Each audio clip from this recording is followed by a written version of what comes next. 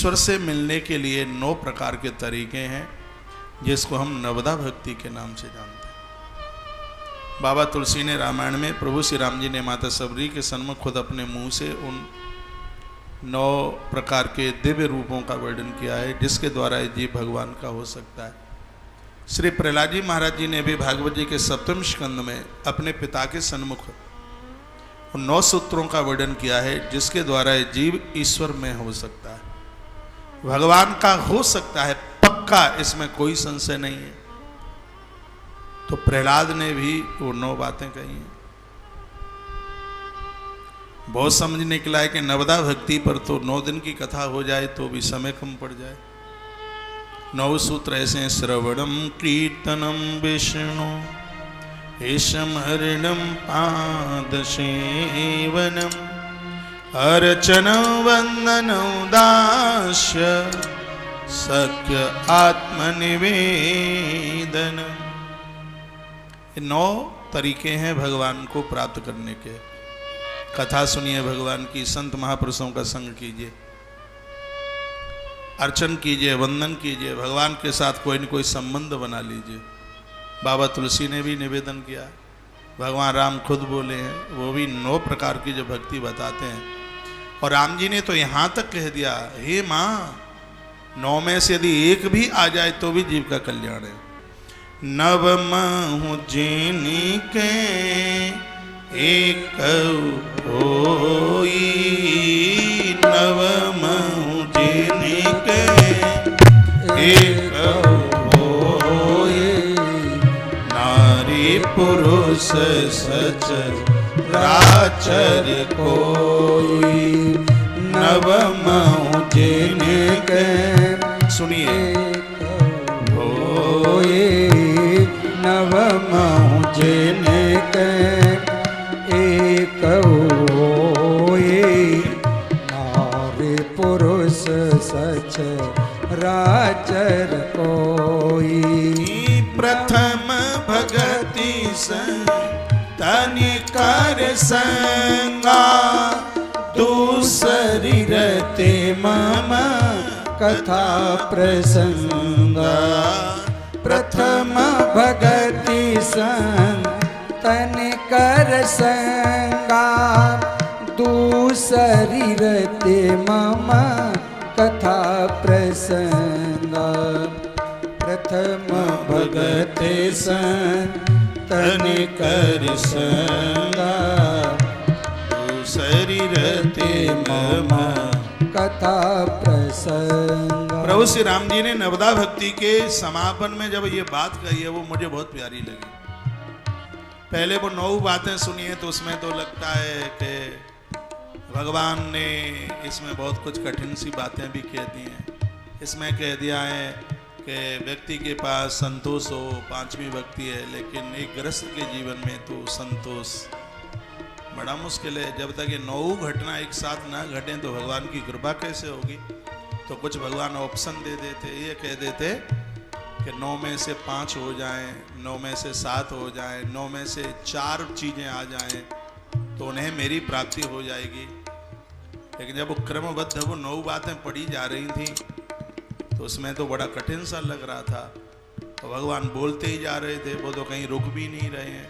संतों का संग करो, वह कहते हैं मेरी कथा सुनो, मेरे ऊपर भरोसा करो।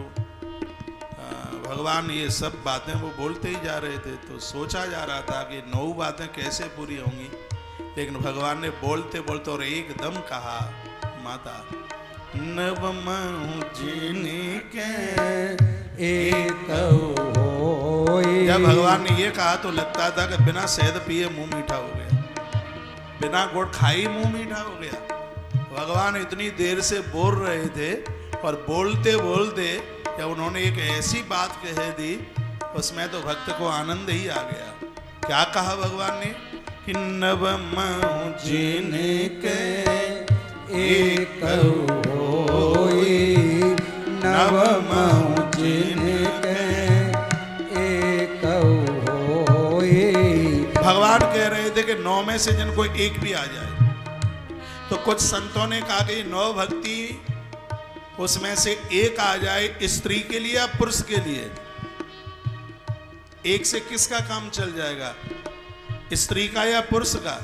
तो भगवान ने जवाब दिया, माता सबरी ने ही पूछ लिया होगा, तो भगवान ने एकदम जवाब दे दिया, कहा माता नव महु जिनके एक होए, नव महु जिनके एक होए, नारी पुरुष सच राचर कोई।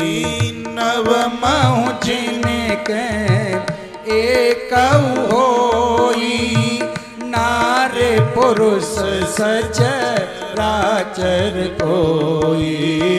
नव महु जिनके एक होए, नारी पुरुष सच राचर कोई। 9 में से यदि एक भी चल के आ जाए, चाहे स्त्री हो चाहे पुरुष, उसका कल्याण हो ही जाएगा। सीधी सी बात है। देवहूति पातिव्रत धर्म का रूप है, कर्दम संयम का रूप है। जब मन में संयमता और बुद्धि में पवित्रता चल करके आ जाए तो वहीं 9 प्रकार की भक्ति प्रकट हो जाती है। और जहाँ 9 तरह की भक्ति प्रकट हो जाए वहाँ भगवान कपिल जरूर प्रकट होते हैं। श्रवणम कीर्तनम विष्णु स्मरणम पाद सेवनम अर्चनम वंदनम दास्यः सख्य आत्मा निवेदनम। 9 तरह की भक्ति तुलसी तपोवन यूट्यूब चैनल पर बहुत बड़ी कथा नवदा भक्ति के नाम से पड़ी है, आप सुन सकते हैं। भागवत की कथा में तो इतना विस्तार हो नहीं पाएगा। 9 बेटियों के जन्म के तत्पश्चात एक दिन माता देवहूति अपने पति को बोली, कहा भगवान ये तो जीवन बच्चों को जन्म देने में निकल गया, मैं अपने आत्म उद्धार के लिए कुछ ऐसा कर नहीं पाई, सरकार ऐसी कृपा कर दीजिए मेरा उद्धार हो जाए। तो महात्मा कर्दम ने 4 बातें बताई हैं, आप लिख भी सकते हैं। इन 4 चीजों से जीव का उद्धार होता है। इन 4 चीजों से वो इंद्रियों को जीत लेता है। इंद्रियों में किसी भी प्रकार का विकार नहीं रहता। क्या है?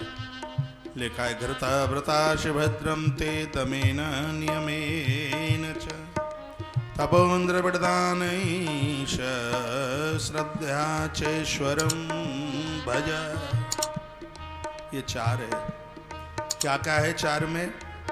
4 में है संयम, नियम, तप और दान। ये लिख ले। संयम, इंद्रियों का निग्रह कीजिए। ये भड़काऊ इंद्रियों को इधर उधर मत भटकने दीजिए, इनके ऊपर संयम कीजिए। लगाम लगाइए। इंद्रियां घोड़ों की तरह है, लगाम ढीली छोड़ दोगे तो जो सवार है उसको पटक देगा घोड़ा। यही करतूत बिल्कुल इंद्रियों की है। इनको ढीला छोड़ दिया, मार डालेंगे। संयम सबसे पहले जरूरी है। दूसरा है नियम। 5 बजे जगते हैं तो 6-7 की मन सोचो, 5 ही बजे जगो। गंगा जल आचमन में लेते हो तो लीजिए, नियम तोड़िए मत, नियमों को मजबूती दीजिए। राम जी से भी पहले भरत की वंदना होती है। गोस्वामी जी पहले भरत को प्रणाम करते हैं। क्यों? भरत के अंदर खूबियां हैं, उनके नियम नेम मजबूत हैं। प्रणवहु प्रथम भरत के चरना, प्रणवहु प्रथम भरत के चरना, जा सुने व्रत जाए न बरना। प्रणव प्रथम भरत के चरना, जा सुने व्रत जाए न बरना। प्रणव प्रथम भरत के चरना, जा सुने व्रत जाए न बरना। भरत के पास नियम है, यदि कोई न कोई नियम होगा वही नियम हमें भगवान से मिला देगा। संसार के भोगों से जीव परे हो जाएगा, कोई नियम तो हो। लेकिन स्त्री पुरुष ने अपने नियमों को दरकिनार कर दिया। महात्मा करदम कहते हैं, देवी संसार को जीतने के लिए, भोग वासना से दूर होने के लिए सबसे पहला है संयम, दूसरा है नियम, तीसरा है तप। तप का मतलब है अभाव में भी पूर्णता का अनुभव करो, दुख को भी सहन करो, अपने आप को कसौटी पर चढ़ाओ। तप का अर्थ है गीता जी की भाषा में संसार से अपनी इंद्रियों को खींचकर भगवान से जोड़ दो ईश्वर से, तप है। चौथी बात है दान। दान का अर्थ है देने की भावना। दम दियते दान, जो जीव को देवता बना दे उसे दान कहते हैं। सो धन धन्य प्रथम गति जाकी, धन्य पुण्य रति मति सोई पाकी। देने से मति पवित्र हो जाती है। और आज गरुड़ पुराण की कथा में भी आप सुन रहे थे, जो लोग जीवन में देना नहीं सीख पाए, एक जन्म उनका ऐसा होता है वो बहुत बड़ी दरिद्रता और बहुत बड़ी गरीबी को झेलते हैं।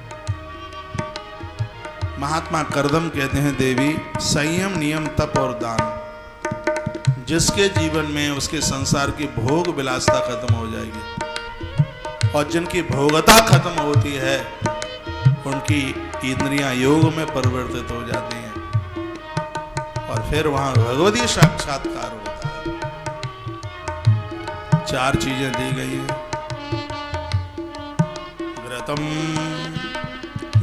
घृतम व्रता सुभद्रम ते दमेन नियमेन च तपो नृपणदानैष श्रद्धया चैश्वरं भज भज भज। बोलिए बांके बिहारी लाल की जय, श्री हनुमान जी महाराज की जय जय जय श्री राधे, जय जय श्री जय जय। श्री राधे श्याम।